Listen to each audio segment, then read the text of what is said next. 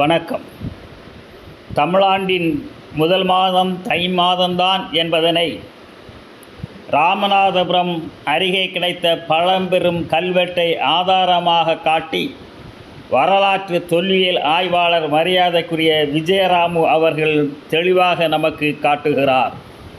அந்த கல்வெட்டிலே சொல்லப்பட்டிருப்பதாக அவர் சொல்வது, தென் திசையிலிருந்து வட திசைக்கு பயணம் பண்ணுவதும் வடதிசையிலிருந்து தென் திசைக்கு பயணம் பண்ணுவதையும் அதிலே குறிப்பிடப்பட்டிருப்பதாக சொல்லுகிறார்கள்.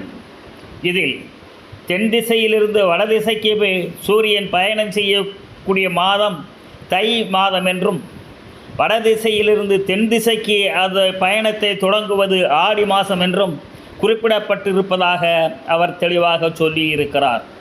இதிலிருந்து நமக்கு தெளிவாக தெரியவது, தமிழ் ஆண்டின் முதல் மாதம் இன்று நேற்று அல்ல, பல 100 ஆண்டுகளுக்கு முன்னாலேயே தை மாதம்தான் முதல் மாதமாக இருந்திருக்கிறது என்பதனை இந்த ஆதாரபூர்வமாக நமக்கு மரியாதைக்குரிய விஜயராமு அவர்கள் தெரியப்படுத்தி இருக்கிறார்.